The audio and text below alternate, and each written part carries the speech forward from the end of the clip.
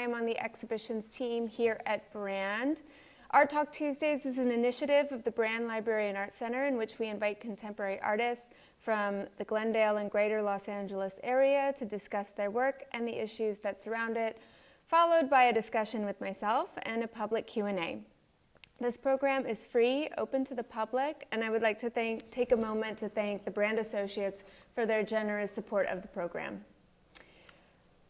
Fafnir Adamites is a fiber artist and educator. Using weaving, paper making, and basketry, they create sculptures that act as monuments and reminders of trauma, intuition, and the legacy of emotional turmoil inherited from past generations. They work mainly with paper and wool, which they call chaos structures. Unlike a woven textile, which is grounded in an orderly grid, chaos structures are open-ended and are based on a disorderly foundation. A powerful transformation takes place in papermaking and feltmaking when the millions of chaotic fibers bind together to make a strong, cohesive, singular piece. The conceptual depth rooted in these materials relates to their interest in reclaiming personal intuition and agency within the chaotic landscape of trauma. Fafnir holds an MFA degree from the Fiber and Materials Studies Department at the School of the Art Institute of Chicago and a BA in Photography and Women's Studies from UMass Amherst. They are an assistant professor in the fiber area at California State University, Long Beach, and have taught workshops and intensives at Aeromont School of Art and Craft, Snow Farm, the New England Craft Program, and Women's Studio Workshop. So please help me welcome our artists. So tonight, that's yours. Thank you. I hope I didn't butcher your name No, too much. you're fine, Yeah. you're fine. Hi, everybody. Thank you for being here. Oh, nice, I like that. Very good. Feel like I'm in the classroom. All right, so thank you, just first of all, Jennifer, for inviting me to be here, and you, all you lovely people, for being in these seats and listening for the next, hour or so. So my talk is going to be kind of flanked by my research paths. It's a pretty significant part of my art making process is the research part. So I'm going to start by talking about counter monuments. When I was in grad school, I kind of began thinking about my artwork as a response to trauma, as a response to family history. And an aspect of that was just very illuminating to me at that time was to think about inherited trauma. So this idea that traits and traumas can be kind of imprinted on your DNA and then passed down to future generations. So things that my grandmother experienced are part of me, and that I may react based on those experiences that were not mine directly. So as a way to kind of get into that more, I wanted to really study how different people try to bring presence to things that aren't there. So studying counter monuments in Berlin was one very tactile, very concrete way to do that. So counter monuments, generally speaking, are it's a group of artists in Germany and all over Europe, some examples in the US as well that I'll talk about. People who have kind of taken on this really impossible task of representing people who are no longer there, and making sort of public spaces to remind people, to create a more interactive kind of space, and really it requires people to be there for the monuments to be kind of activated in a certain way. Some of the really typical traits are that these counter monuments are not tall, gigantic, heroic looking pieces. They're often either sunken in the ground or there's some aspect of lowering or a void kind of space. So this is one of the examples here. These are cobblestone sized monuments that are all over Germany. You would walk over them if you didn't know that they were there. This is a fountain that instead of being, made of spires and, objects reaching towards the sky is actually sunken into the ground, so the water pours from the surface down into the ground. And this is actually the fountain piece that was lowered into the earth. So I'm really interested in this, this tactic for doing the impossible task, right? And insisting that people look for these monuments. They're not going to just run into them like so many other kind of memorial spaces. This is another example. This was the Monument Against Fascism. And something that was particularly interesting about this column is that it was made to be interacted with. So it had kind of a lead surface that people could write on.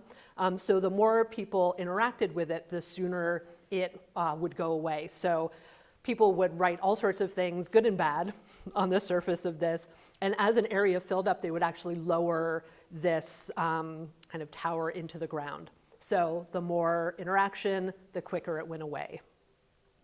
This is a terrible photo, but this is just to give a sense of how it was lowered into the ground. And it started in '85, I believe, and by 1990, it was pretty much gone. One of the spaces that I thought was really interesting was the empty library. So this is a public memorial that was made to be a sort of remembrance for the Nazi book burnings. And as you may be able to see here, it's lowered into the ground. If you were approaching this public space, you wouldn't know it was there until you really came upon it. And it's all empty bookshelves. So it's one way to represent the things that are no longer there. This kind of theme seems to be the itch that I keep trying to scratch in my work. For lack of a better way to say it, it's that the trouble of how to bring things to light, how to bring things into a space. And something that was also really interesting for me about being in Berlin and kind of studying the different public spaces is where people decided to either cover up remembrance of the war, literally cover buildings, or leave them, the scars, the flaws, leave it visible. So that would be, an everyday reminder of what had happened. So these are bullet holes that were left in the walls of the Neues Museum. A few years later, I was able to do some traveling around the US also to see some of the examples of counter monuments here. So the various September 11th memorials are really prime examples of these types of counter monuments. It's going against those big, heroic, tall spaces and thinking about void, thinking about looking down into something. Water is often a key feature in a lot of these types of memorials. And then the Vietnam Veterans Memorial in DC is one, though it's known very well, it was actually very controversial when it was built. I'll say now that I never really knew that I would become so interested in these types of memorial spaces, growing up. Even now, as an adult human walking around cities, memorial spaces aren't that interesting to me. They're usually about heroes. It's usually about colonizers. It's usually about men. And I don't find that very interesting. Public art is usually it feels very exclusionary to me. And so this particular memorial, I'm saying that because I just had no idea I would get so into this as part of my art practice. So this memorial, if you've been there, you know that it kind of sinks into the ground. You can't really see this memorial space from far away. People were really angry that there wasn't an American flag flying in the space. So there's a lot of elements like that people look to signify this is a memorial. And the Vietnam Veterans Memorial didn't do a lot of those things. This is one of the newer memorial spaces that I've been to, and this is what I think is a really critical space to see. If you are ever traveling in the South, if you can be in Montgomery, Alabama to see this, it's the National Memorial for Peace and Justice. This was just created in 2018, so it's very, very new.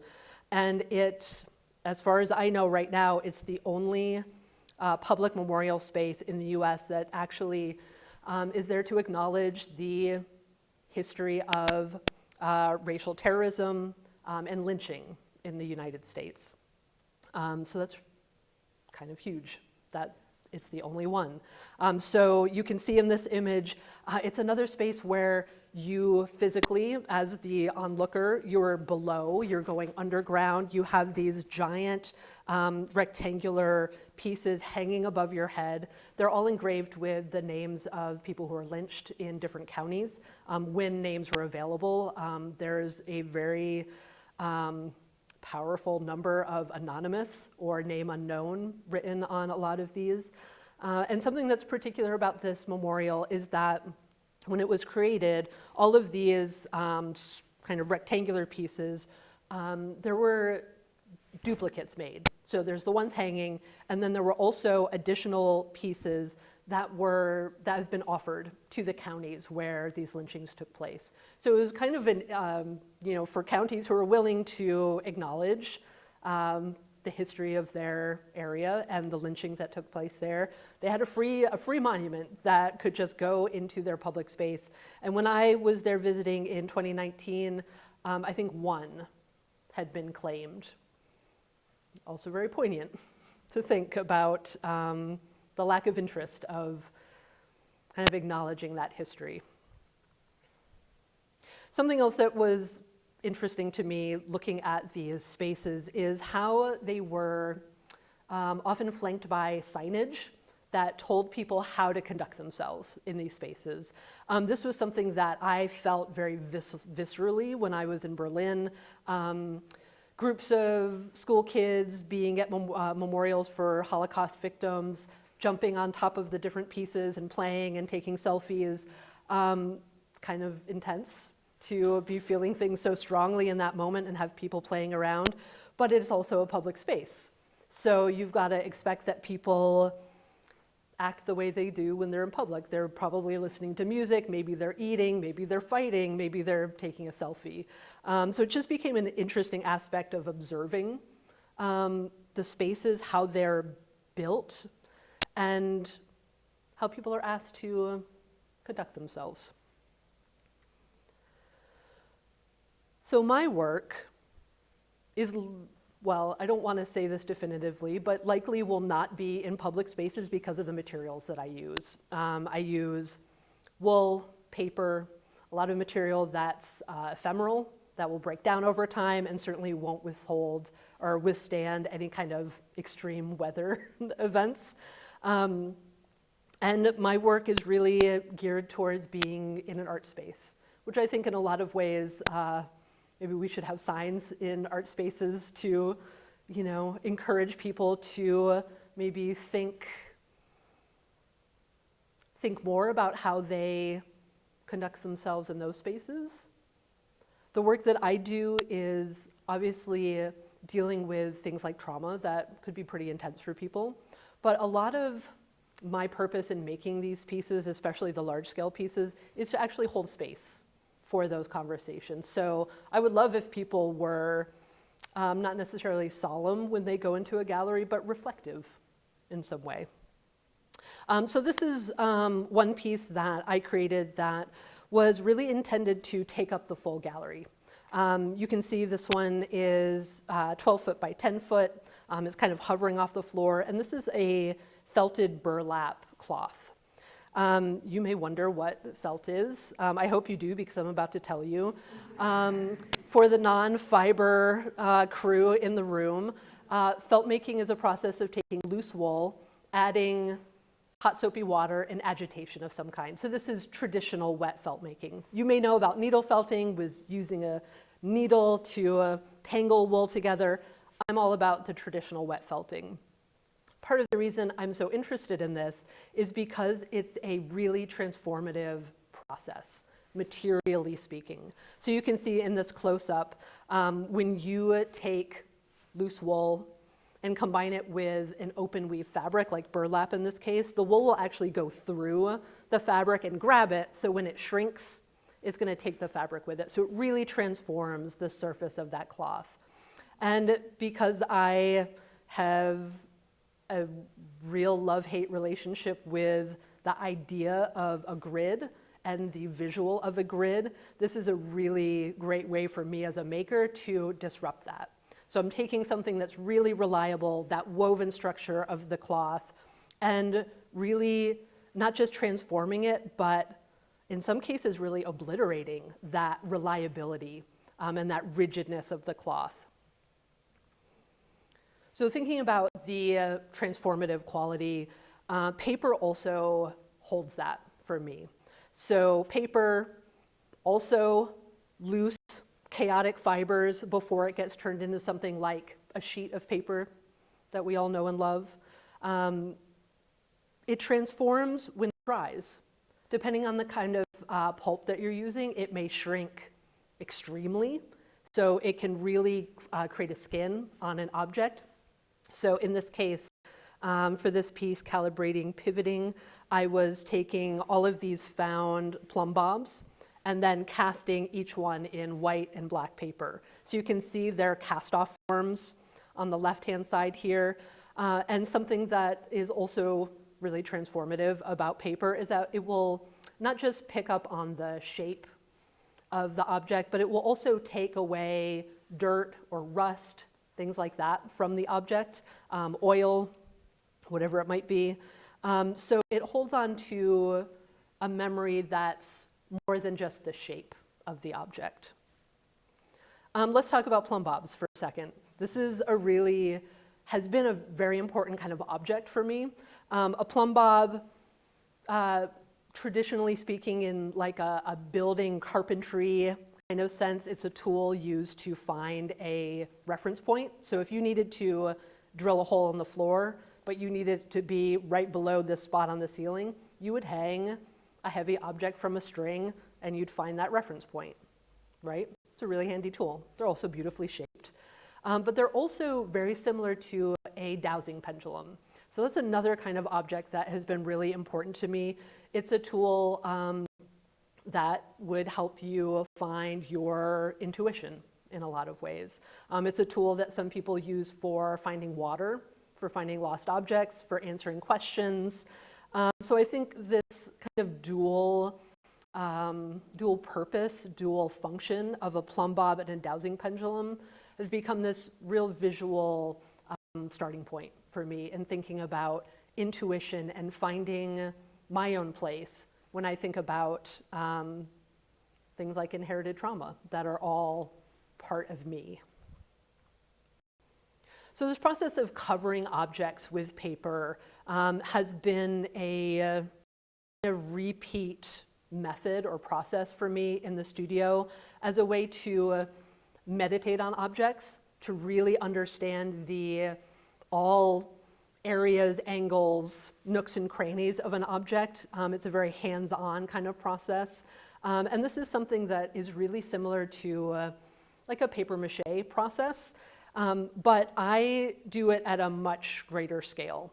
And I use slightly different materials. So in this picture, you can see on the right-hand side, there is the biggest piece that I've made to this up till this point. It's 9.5 feet. And what I'm doing is using really fine mulberry paper that is, I don't know, it's almost like tissue paper, but because of the properties of the mulberry, it has long fibers that make it really strong. So I use that in combination with methyl cellulose, which is typically a bookbinding glue, which is it dries almost matte, not very glossy, very matte, and pretty clear. So it gives me the ability to really mimic objects with really fine detail and get a really smooth surface. So I have been making objects that are hollow for the most part. So I typically make these on a form of some kind and then take that form out so that the paper can show its resilience kind of challenge the notion of paper being very fragile or soft or thin. These have no armature of any kind inside, so it's really just holding itself up. This kind of process for me is both kind of challenging the material and traditional uses or traditional notions of what a material is, but it's also a way to create a very, what's the word that I want here? A very reactive kind of object. So a lot of the pieces, you'll see a couple more in a second, when they're in a space, they move based on air movement in the space. So if someone walks by, they kind of look like they're breathing a little bit. They're that thin, yet they're strong enough still to hold themselves up, right? So the tallest one in this piece is about 5 feet tall. So it's not insignificant, right? You can see in this one, the very smooth surface can also be very easily dented. So it takes up the actions, the movements of a space. So this particular series, this is a really good example of how it can be reactive to people in the space. So these are all hollow giant orbs, 7.5 feet. There's a series of 5 of them in this space. And what is happening here is that there's a speaker in the top, and people could go underneath and sort of stand inside these orbs. My collaborator, Neil, who did the sound, is in the audience. If you have questions about sound, you can ask him.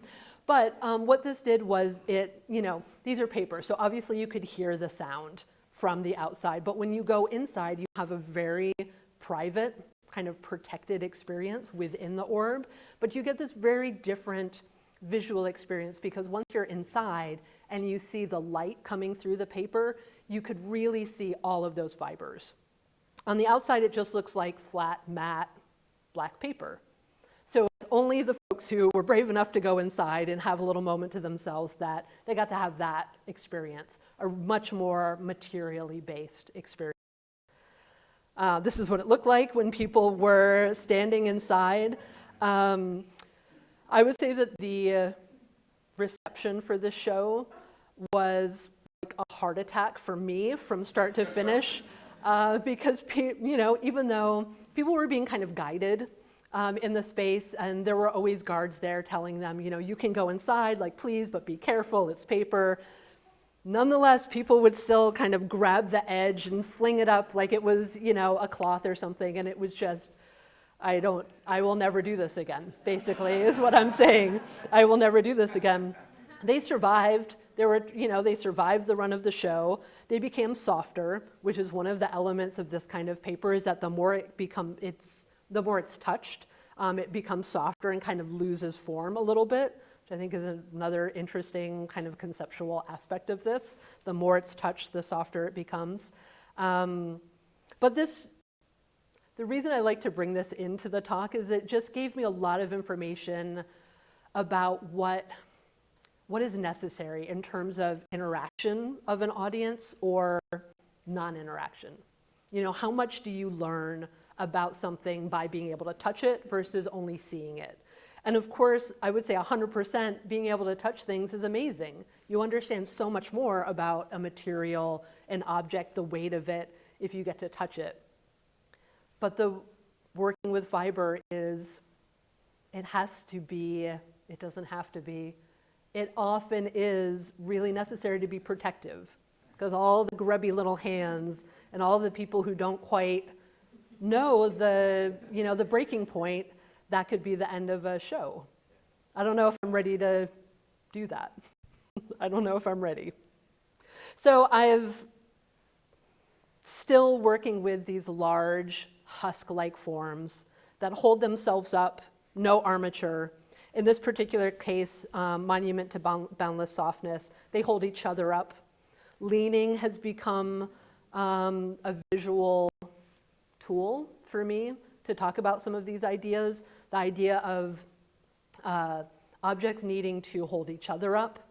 that they need to be responsible for their own upkeep, and it's not just a human interacting or intervening if something falls apart. These were 7 feet tall. You're an incredible artist. Hey, thanks, that's really sweet. That's very sweet. Oh my God. Okay, how do I keep talking after that? Wow, okay. So I worked for a number of years in this kind of refined papier-mâché style, right? Casting around objects, using sheets of paper. I would buy the paper already pigmented. But a really pivotal moment for me was doing a residency at Women's Studio Workshop, which is in upstate New York. They do these really amazing 4 to like 8 week residencies, and I was able to spend about 7 weeks in the paper studio.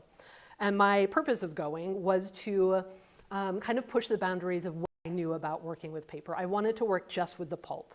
So I didn't want to work with sheets of paper anymore. I wanted the more chaotic. I wanted the water. I wanted less control in certain ways. So this is where I was really able to expand the way that I work with paper and do much more with dipping objects, making armatures, and then pouring pulp over the top. So this is a way to get coverage of pulp on whatever the object is, but in a lot of cases it's much thinner. In a lot of cases it's much messier. And I think something that I've always really appreciated about processes like feltmaking is that there's a certain amount of control you have after you become familiar with the process, but there's also a lot that you just can't control. The material and its natural tendencies are part of that conversation. And working with pulp is very much like that. There's a lot of shrinkage depending on the kind of material you use, and that can also create a lot of unknowns. Where will it shrink? What areas will it fill up and sort of cover? So this was one of the first series that I did during this residency, and this was also a way for me to be kind of very present in this moment of feeling kind of the overwhelming nature of a new process, right? For me, that can be kind of paralyzing sometimes because there's so much potential. So I would make one of these every day. I would make a small, what I call a chaos weaving on a small frame loom. I would dip it in the pulp and then let it dry over a funnel. So that's how it has this kind of cone, volcano type shape. And I would just make one every day. And for me, that process of having my hands going, working with the material, having the pulp drying in my arm hair, like all of the wonderful things about working with pulp, it just helped me kind of get out of my head a little bit. And that continues to be a really important part of my studio process is when I start to get stuck, I have to make something that in the moment doesn't matter.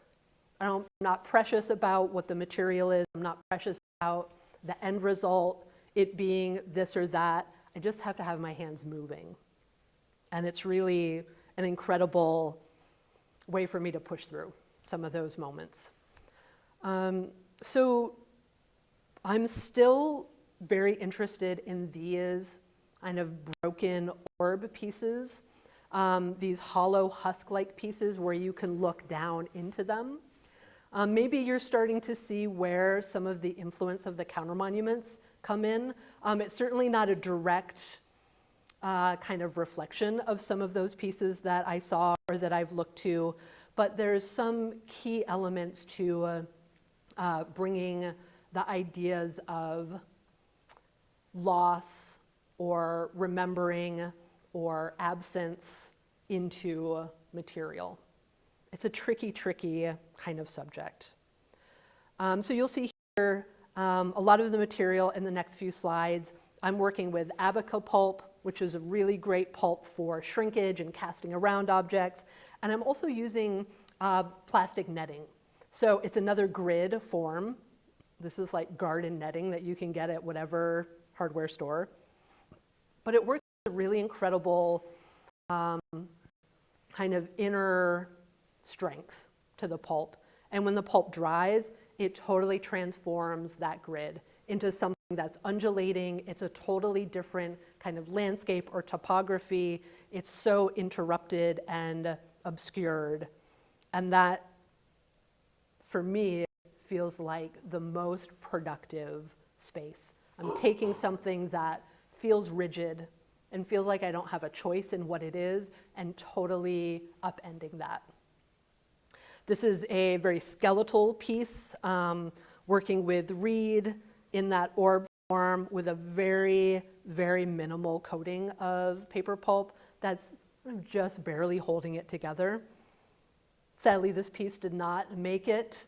It did not last the move from Indiana to Massachusetts a couple years ago. It was just that fragile, but I have an idea for making a much, much bigger one now.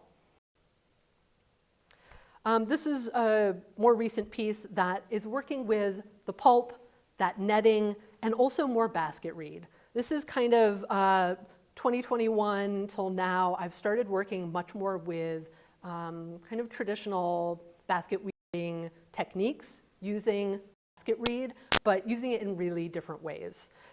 So we've got a close-up of this one where you can really see that black netting, how it looks when it doesn't have pulp on it versus when you have loads of pulp on it. These are really, really thick pieces. I did a test at one point. I was really curious, how strong is this actually? And I stood on one and it didn't break. That's really strong. It's really, really strong. That's one of the things that's so deceptive to me about this material. It seems like it should be so fragile. If I put this out in a rainstorm, it's gone. But when it's in its dried form, I'm standing on it. I think that's really powerful. So this kind of deception of materials, also hiding materials within other materials, and highlighting the transformative quality of the materials, this just keeps going for me. So this is one of the other kind of major felt experiments and series that I was doing where I had paper between layers of wool and felted together, sliced up, and then you, because of that shrinking process, you can see how the paper has been shrunk in the center. So it looks like maybe handwriting that you can't quite read, some message that you can't quite get the grasp of. And this part of the kind of storytelling, if we think about inherited trauma and the storytelling that is also so difficult about talking about trauma, this is where trying to visualize that difficulty comes in for me. Knowing that there's a story there, but you can't quite get all the details of it. This is where I began doing more with weaving and having kind of disrupted messages in weaving. So this was the first of a really large-scale series of weavings where I took all black t-shirts with white text or imagery or messages on them, cut them up, and wove them. So you can see in the detail image here, when the weaving process happens and all of the rows of weaving get beaten down, you lose all of the detail. So you can't see the text, you can't see the image, you can't see whatever that message was. It might have been, someone's favorite band t-shirt. It could have been the pizza place down the street, we don't know. These were all found at Goodwill and Salvation Army and secondhand stores. But this process to me of the physicality of the weaving, this repetition of weaving, this is all me doing these pieces. There's so much physicality and pain after many hours of physicality. And to me, that's an important aspect of the work too. It's me going over these ideas for hours and hours and hours. It's me physically feeling the tension or the ache of time going over it.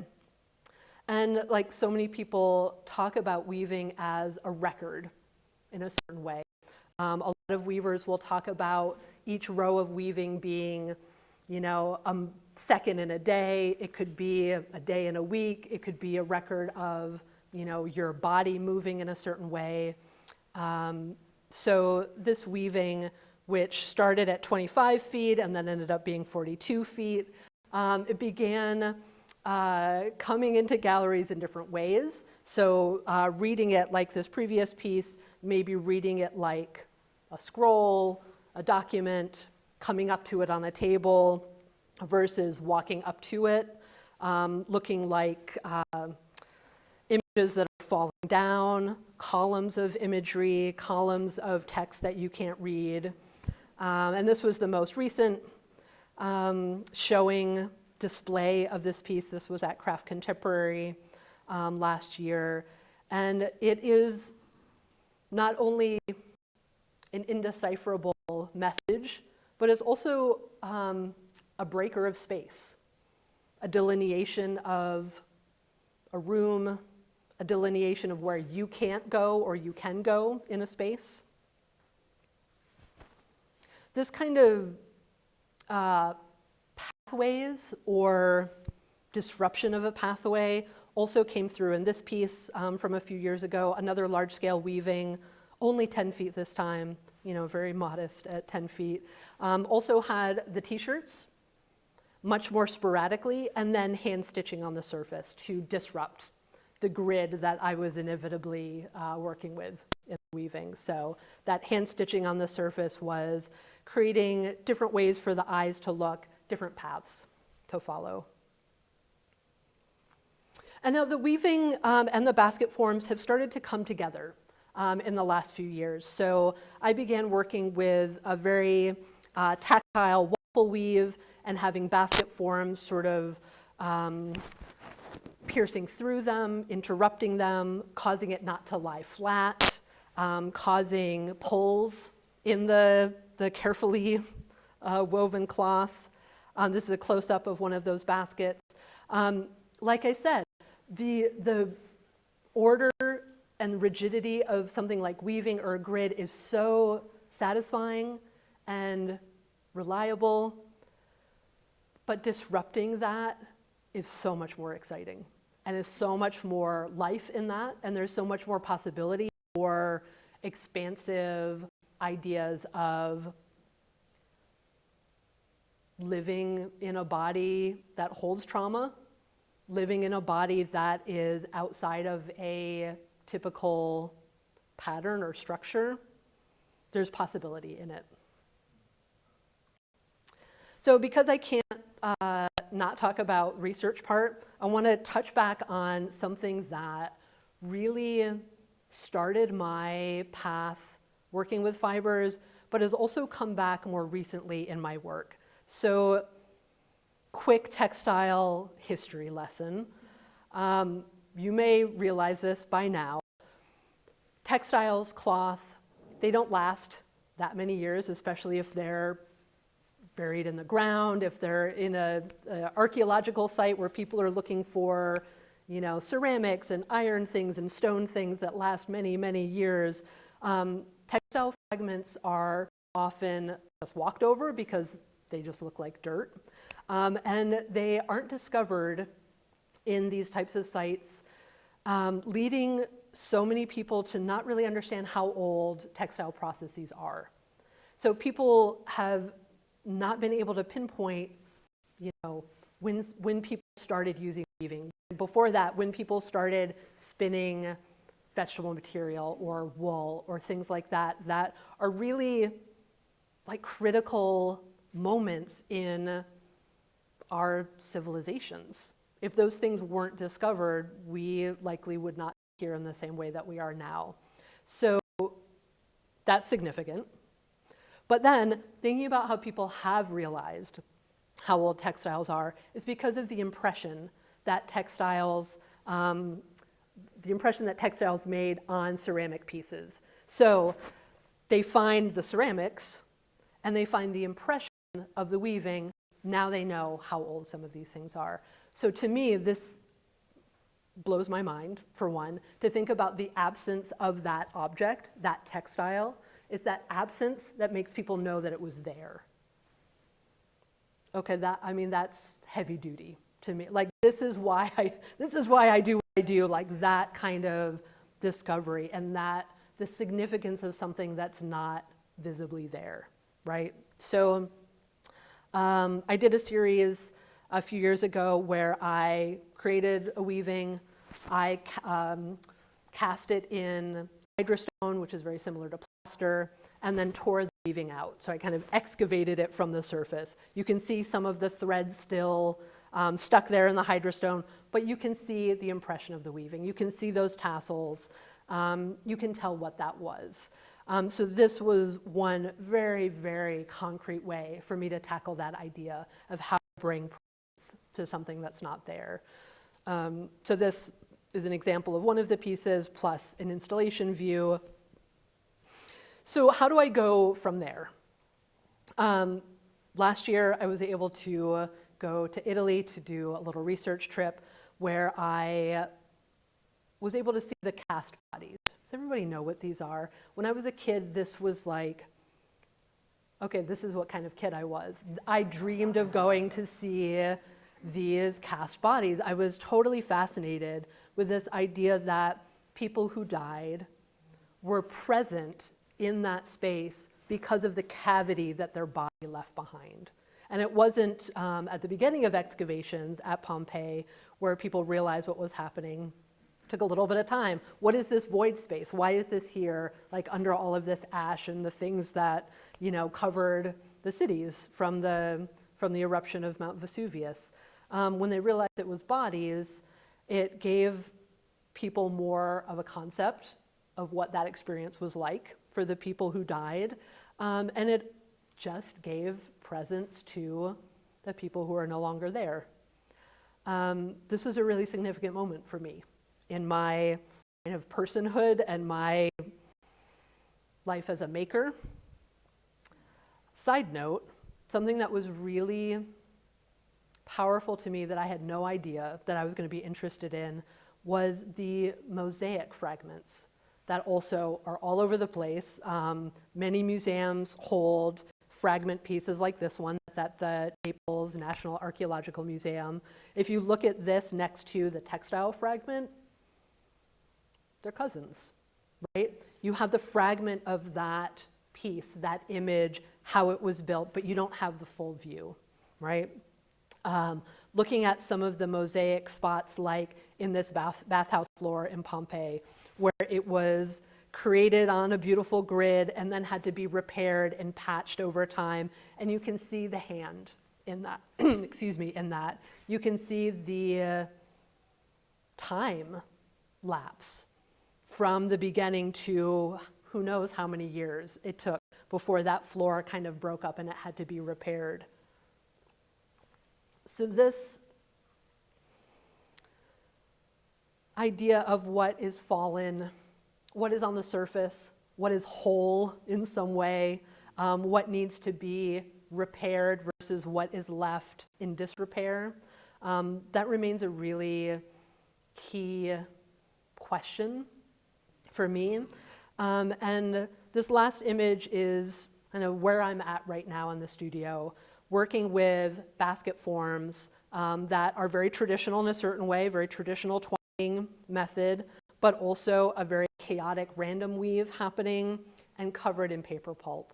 So this is kind of a starting point for a new series for me where I am letting that undercarriage of chaos be sort of distorted by the paper, but it also is highlighted because of the shrinkage of the paper around it.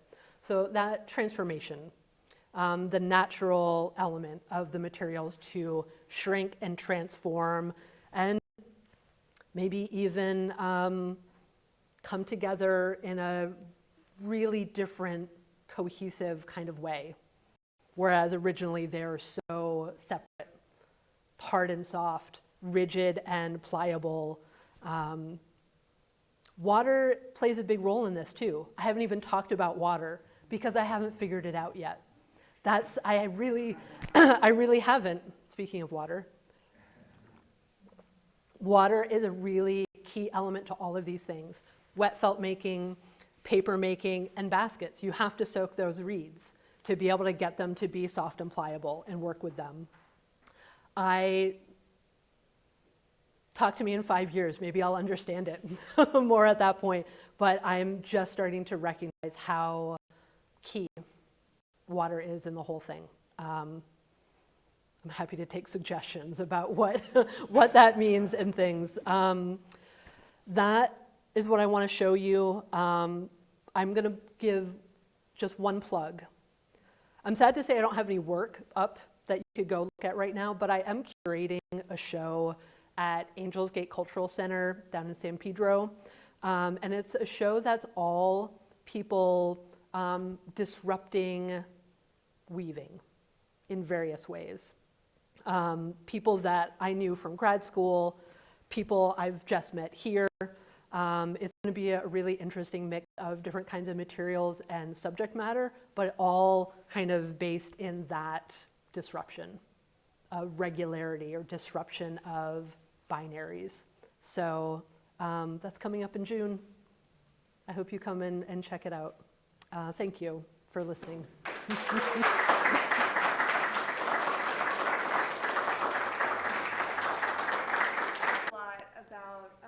Your practice as well. I wanted to start off with asking you,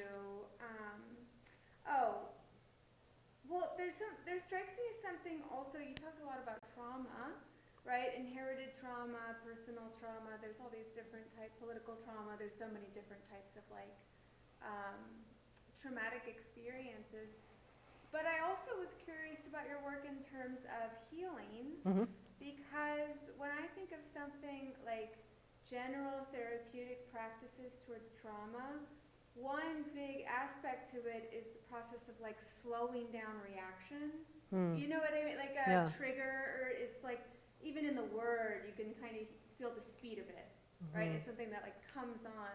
But your practice takes a lot of time. There's a lot of steps to it, and a lot of times people engage in those kind of practices as a therapy practice. I was wondering if you could talk a little bit about that, the healing or therapeutic qualities of the process, or that slowing down of emotions or reactions. Yeah. Something you think about. Yeah, I mean, there's a lot to that for sure. One of the things that first brought me to doing these repetitious processes was this idea that when you experience something traumatic and you're then trying to deal with it later, you're often going back to the same thought pattern. Right. You're going back to the same abusive type relationship. There's a lot of repetition that's talked about in psychotherapy, constantly going back to that, partially because your brain doesn't understand. Why did this thing happen? Right. So you're constantly going back. At that point, yeah. It keeps trying to fix it. Yeah. Yeah. So that was kind of a starting place. But then also in thinking about counter monuments and how we honor memories, returning to it is one method of doing that. Not just saying, okay, that happened, I'm out. It's actually about going back to it and remembering that thing, remembering that person, and that's what gives it a different kind of honor, I guess. It sort of transforms the negative experience, like the Holocaust in terms of the counter monuments, and turning it into a place where you can actually remember that person or that place. So I think that it sounds counterintuitive, it sounds like it's contradicting itself, but I think there's something, for me at least, in the returning to it that's an acknowledgement. So rather than being guided by that trauma or that experience, or not even guided is too generous of a word, being moved by or being directed by, there's a certain agency in going to it myself. And by creating work that, I mean, for me, certainly is therapeutic in one way or another. It's also shining light on something. You know, it's never, for me, it's never about resolving or absolving anyone. It's never about kind of putting it to bed. It's about recognizing it and, holding space for other people who need to also acknowledge it and kind of go straight for it. There's a lot of kind of therapeutic methods too that talk about, you can't get through something hard if you're avoiding it. You have to go straight into it. So I don't know if I'm answering your question at all, but I think that that's part of, that's a certain kind of healing. Yeah, well, it's also interesting, it's like a subtle difference. I mean, this is maybe more about trauma than even the specifics of the artwork, but it's like it's about that nuance of like, there's a difference in healing between having a negative memory that you then project on your present experiences beyond, in a way that's beyond your control, which is sort of like almost a PTSD like reaction. And then what you're talking about, it's almost like a transformation where you can kind of go back to that as like a lesson or in a more conscious way, like mine it for its present value. I think the differences might be consciousness, or in some kind of way. Yeah. I also wanted to ask you, this seems almost, again, kind of counterintuitive, but I couldn't help but think about land art with your work, which is very funny because, as you said multiple times, your work would totally get destroyed by the elements very quickly. Yeah. But have you, I mean, if you think about counter memorial, or that's what you... Counter monuments. Counter monuments. I mean, I feel like there are definitely some land art type monuments that are like that, and also very much not like that. I mean, there's like Michael Heiser, which is, I would not say it's not a counter monument, but Robert Smithson. I don't know. Do you think about those types of artists at all? There's also something kind of archaeological about that. Totally. No? Like I could see that for sure. Yeah. I think so. I have two biases.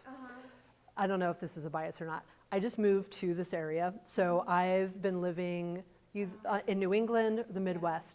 Feel like now I am much closer to so many of the land art pieces that I've never seen in person before. So I don't know if I can even comprehend some of them through just seeing images over the years. Also, I've always felt like there's and of course not all land artists have been male, but I feel this really off-putting machismo and sort of heroic, strong arm against the land kind of feeling. I'm sorry for any land artists out there who may be listening, but that I'm admittedly like that's my bias. Like there's something that feels very intriguing but off-putting to me, and I think I have to see them in person to really grapple with that kind of knee-jerk reaction that I have to them. That makes sense. I mean, I feel like there's one that's it's called Double Negative by Michael Heiser, and I think it's the closest one to us here in like the Los Angeles area. But I think at this point that one's so worn down that it literally just looks like land. Yeah. Like it's just like, here's a rock and here's the art, and there's just like basically no difference anymore. Yeah. But you would know it through like a plot point. But that makes sense. It's just that something about, I guess like the horizontal or something reminded me kind of those practices. And I also wanted to ask you about what you think about things like the Rothko Chapel, or like these sort of like when Terrell did the Quaker Chapel, or those types of like almost sort of art. I mean, specifically the Rothko Chapel, it feels like a spiritual place of mourning. I don't know if you've ever, it's in Houston. Yeah, I've seen it. But I was wondering if you could maybe talk about that a little bit. Yeah, I have never honestly thought about a connection between pieces like that. I think because there's a certain coldness to me about spaces like that, that feel certainly like a monument or like a reflection space, but I don't feel the same kind of, I don't know, opportunity. It feels stiff. This is, again, sorry for all of the people out there who are, I'm throwing judgments around like, lots of judgment here. Forgive me. Yeah, no, that's fine. I was just curious because of the connection with, I guess, with mourning, specifically with the Rothko Chapel. But I get it. I was also wanting to ask, would you ever consider breaking stride with, speaking of like land art and like your work outside, would you ever consider breaking stride with the ephemeral nature of your materials to create something like that was public or permanent? Yeah, I have thought a lot about it, Yeah, actually. in some ways it seems like almost, what's the word, like anathema, like the opposite of like the underlying kind of premise or philosophy of your practice, but at the same time, your practice is so inspired by these counter monuments that are permanent built spaces. So I was curious if you, think about it. Yeah, I definitely do. Yeah. I have a lot of curiosity about casting woven objects, casting a lot of kind of objects actually in much more resilient, hard materials as a way to explore what could be there. Yeah, giving a permanence to that impermanence of their nature. Yeah, absolutely. Yeah, that could be interesting. And this was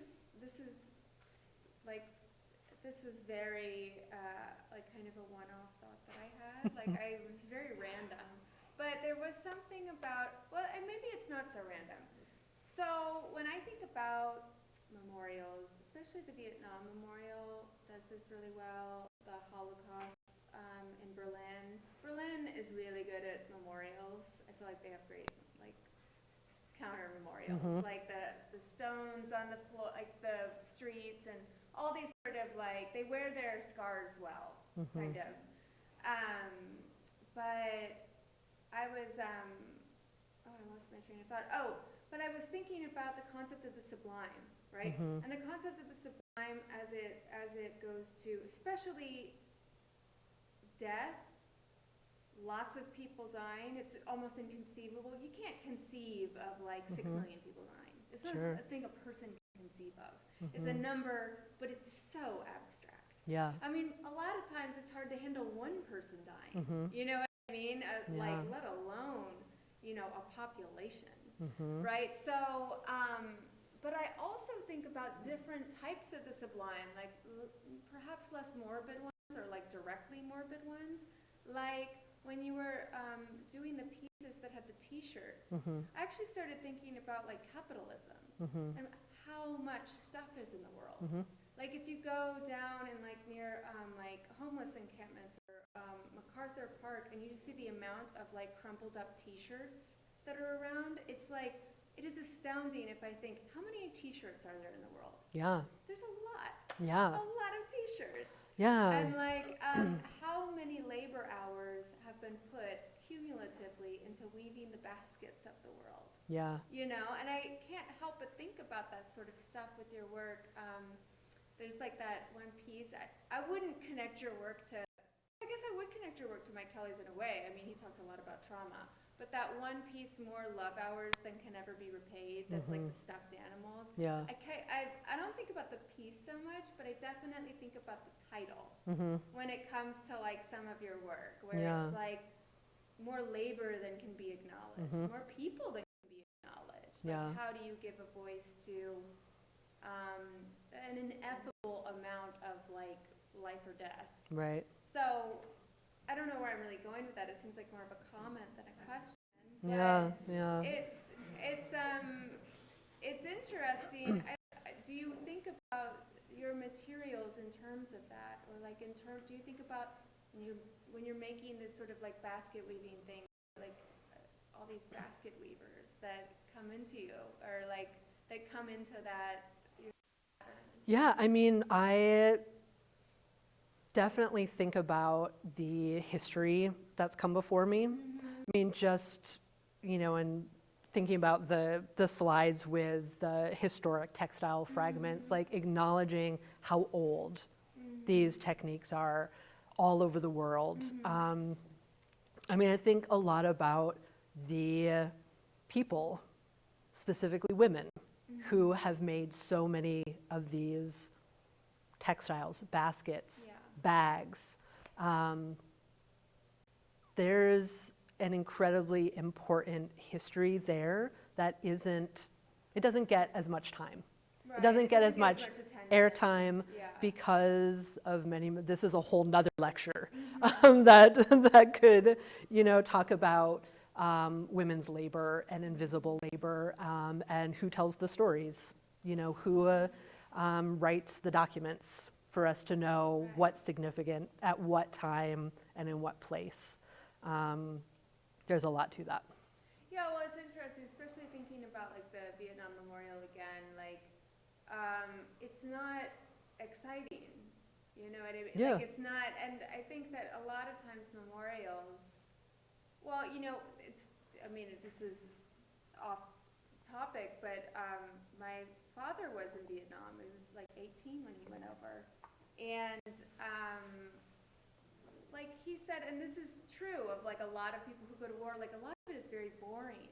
You know what I mean? And exciting things aren't exactly exciting in a good way. Right. Like it's so I think a lot of times these memorials, they paint destruction as a very exciting thing, as a very sort of almost sexy thing, and these I keep thinking that it's memorial, but it's not, it's monument. Counter monuments. They're so quiet. I don't know how great humans in late stage capitalism are like at being quiet, collectively. Yeah.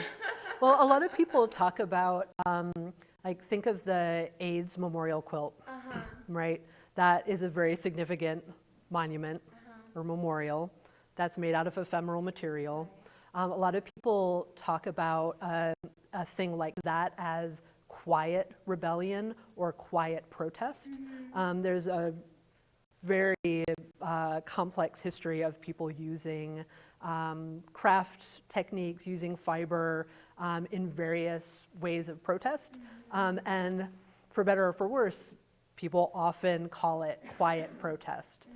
Whether it's because of the material used, the people using it, the history of it, it could have very negative connotations to put that kind of name on it, but it's not unusual for that kind of work to be called quiet. What do you think the negative connotations are of the word quiet specifically? That it could be conceived of as not as important, not as credible, not as legitimate, not as powerful, just generally.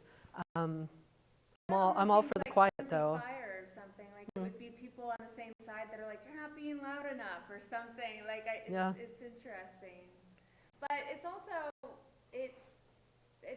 it's an ongoing fascination of mine, because I also think a lot about trauma in my own practice, and that line between trauma and healing, acknowledgement and giving yourself space to let go of certain things that can sometimes come to define you in a negative way. I mean, that's also something I'd like to ask you about, like, where do you think, like, how do you figure that puzzle out in that work? You don't have to have a defined answer, I don't think anyone does, but like that space of like acknowledgement and also the ability to define yourself by other things, I guess in my own personal life, there are times when I felt like, I don't want this story to define me. Some negative story, right? In my life drama. I think most people can relate to that. But at the same time, I want to acknowledge it. Yeah. So how do you think about that? Yeah, so different for everybody. Yeah. So different.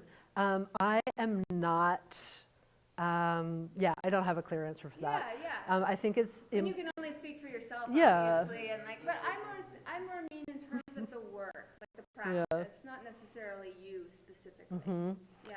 I think, I guess what I could say in terms of the work and what's in the public eye, Right. like with the objects, is that um, there's no end to the sentence, I guess is the best way I could put it. I don't have, I'm not, how do I frame this?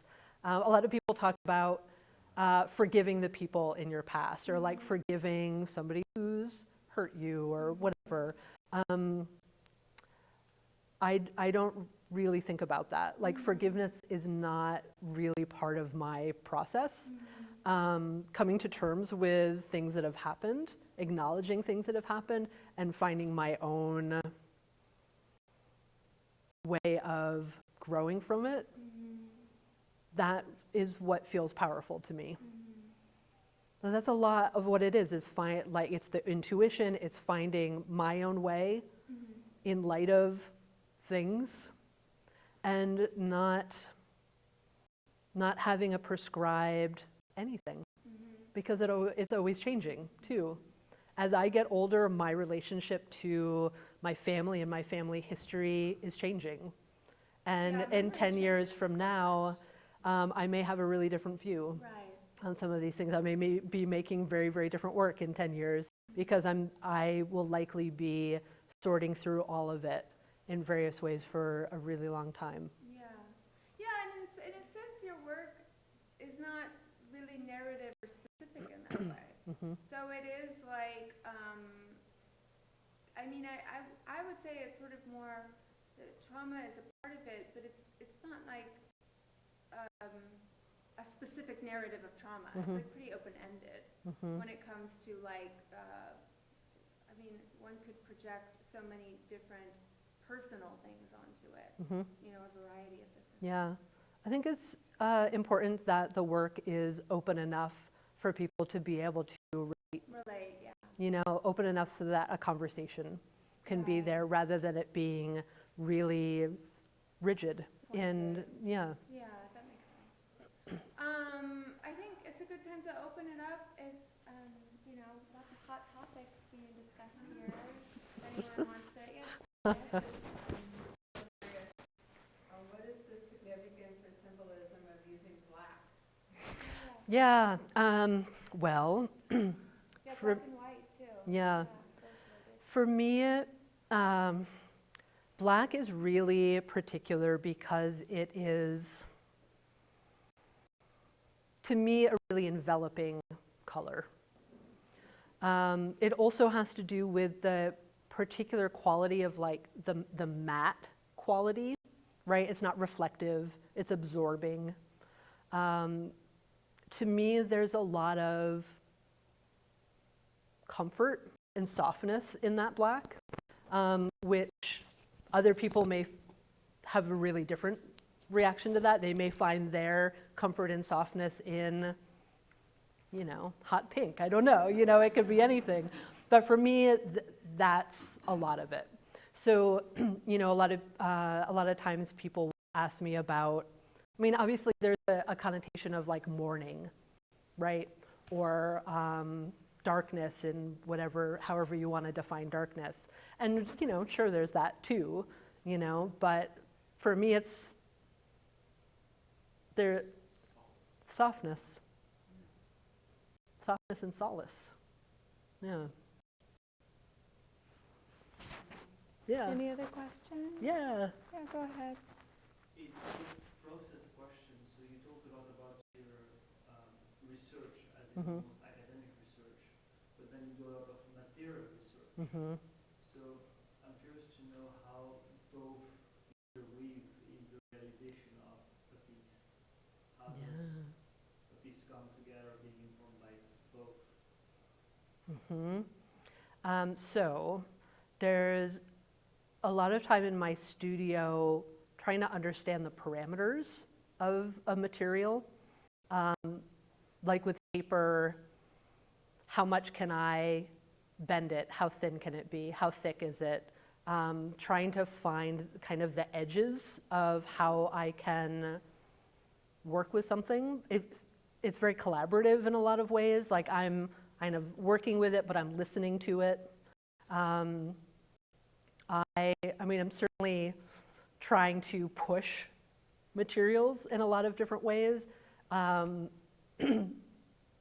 I don't want it to be, I never want to feel like I am forcing a material against its nature, if that makes sense. So I have to go through that kind of process and understand it more. And then through a research trip, a site visit, something that I'm reading, there's usually a more kind of improvisational making that happens. I don't sketch things. Sometimes, like very rarely, I'll sketch something, but if you were to look in my studio notebook, it's mostly writing. It's mostly lists of words. I do a lot of lists of words and then lists of other words. And that's in the idea stage. And then once something is made, then there's another list of words and then another list of words. And sometimes that's how things come together for me, by exploring it through language or how I would talk to somebody about a piece. So